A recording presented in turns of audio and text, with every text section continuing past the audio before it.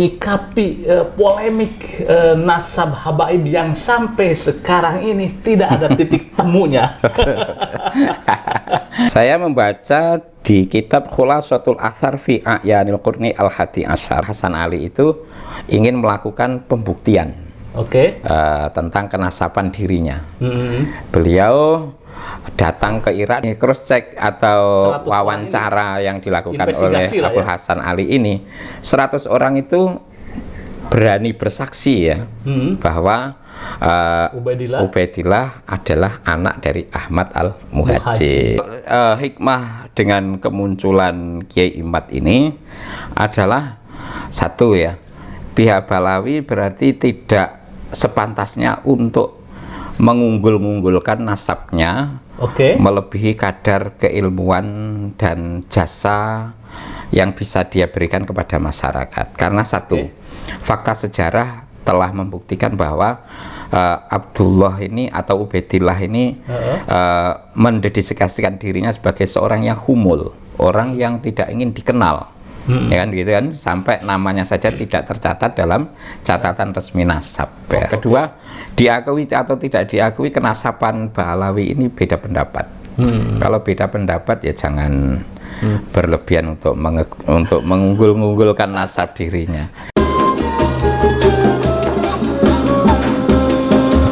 Assalamualaikum warahmatullahi wabarakatuh. Waalaikumsalam warahmatullahi wabarakatuh. Pemirsa Padasua TV, kita akan mencoba kembali membahas tentang masalah nasab habaib yang dipersoalkan. Saya bersama dengan Kiai Haji Nawi Ridwan. Beliau adalah mantan pengurus Lembaga Basul Masail PBNU 2018 sampai 2022 di eranya Kiai Said. Kiai Imaduddin mengatakan bahwa nasab habaib dari klan Ba'alawi tidak tersambung ke Rasulullah. Karena apa?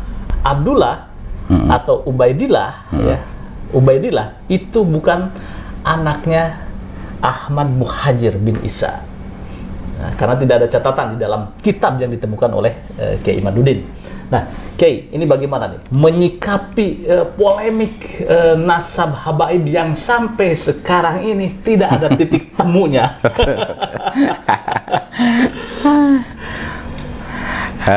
Jadi kalau kita mensoalkan nasab seseorang yang fakta kejadiannya itu sudah berlangsung ratusan tahun yang lalu, bahkan sudah 1000 tahun yang lalu ini ya.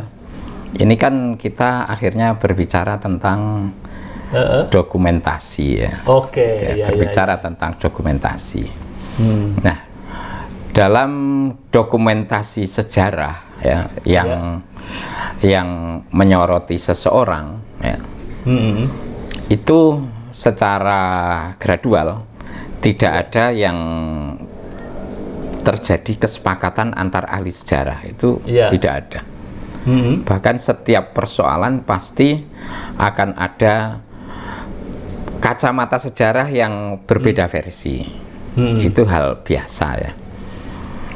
Seperti mencuatnya pendapat Kiai Imaduddin yang menyoal tentang nasabnya Ba'alawi ya, klan Ba'alawi Abdullah bin Ahmad al-Muhajir, yang mana Abdullah ini ayahnya Alawi.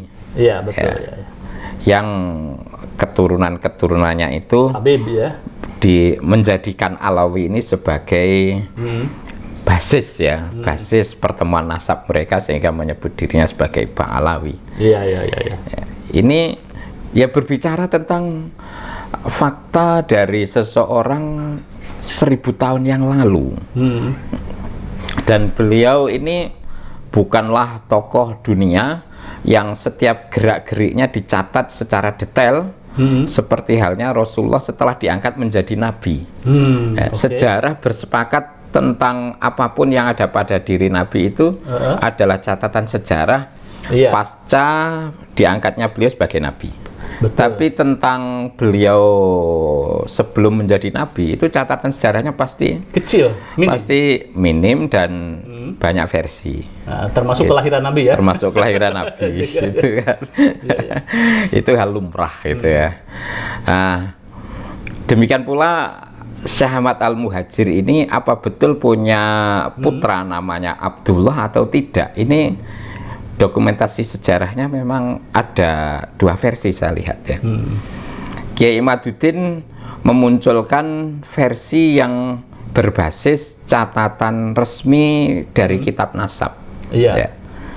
Tanpa ada gugatan, tanpa ada sanggahan bahwa sejak kehidupan Syekh Ahmad Al-Muhajir sendiri sekitar abad keempat itu ya yang dicatat oleh ahli nasab ya memang menyebutkan anaknya hanya 3. Tidak ada nama Abdullah atau Ubaidillah di belakangnya baru belakangan ini kan Abdullah atau di apa tasghir menjadi Ubaidillah.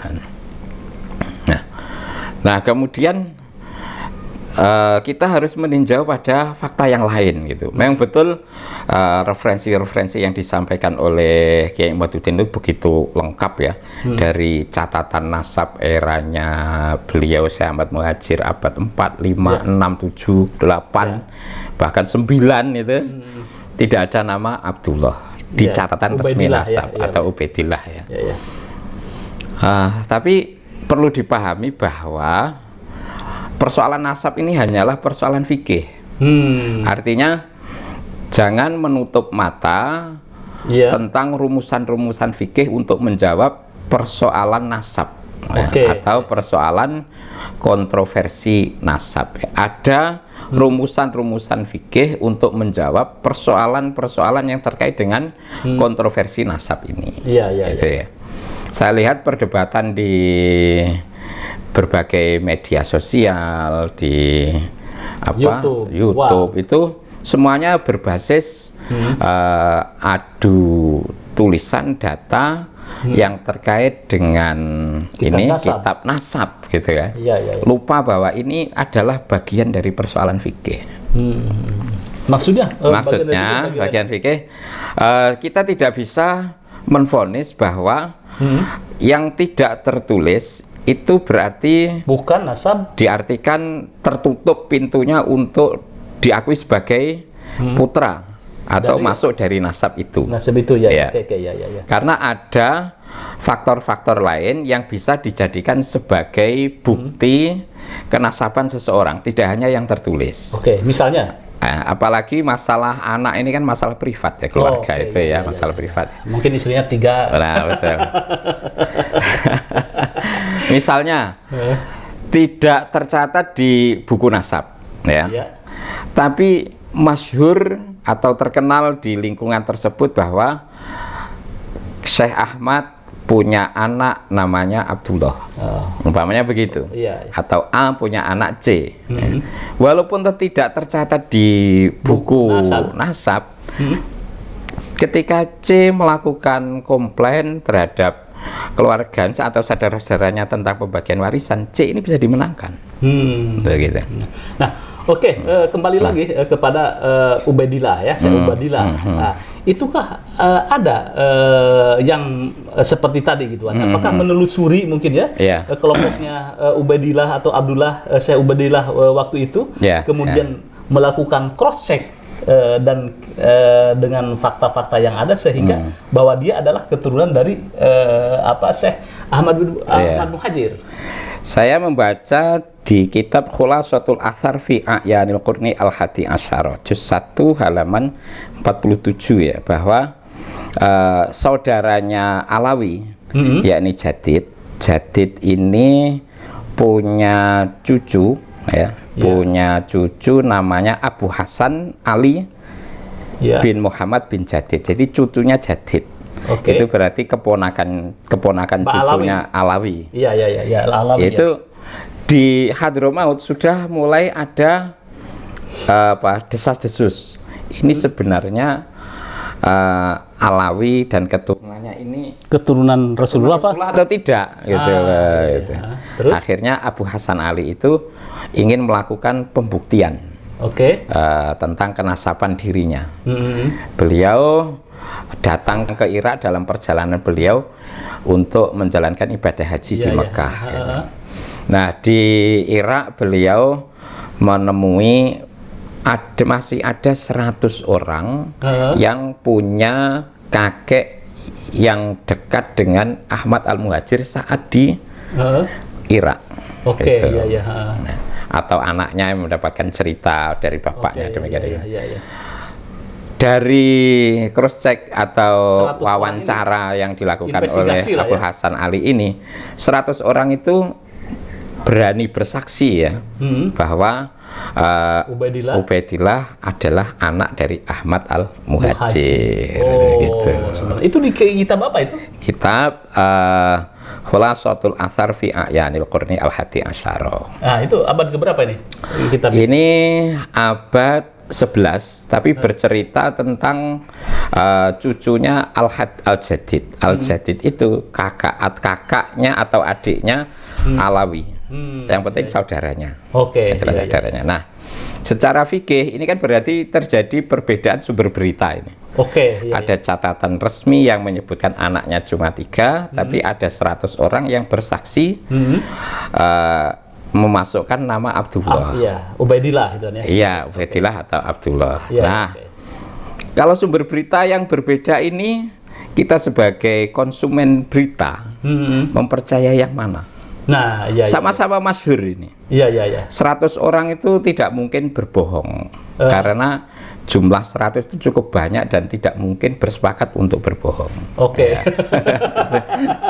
Dan catatan resmi itu kalau tidak ada sanggahan ya bisa kita katakan itulah yang masyhur. Sama-sama masyhur kan. Itu Syekh Hasan itu hidup di tahun keberapa Hijriah? Saya tidak menemukan data resminya, tapi yang jelas di sini disebutkan cucunya Syekh Jadid. Syekh Jadid saudaranya Syekh Alwi. Berarti kalau begitu dia posisi berarti cucunya dari buyutnya Abdullah. Buyutnya Ubaidillah. Jadi masih agak rentang ini.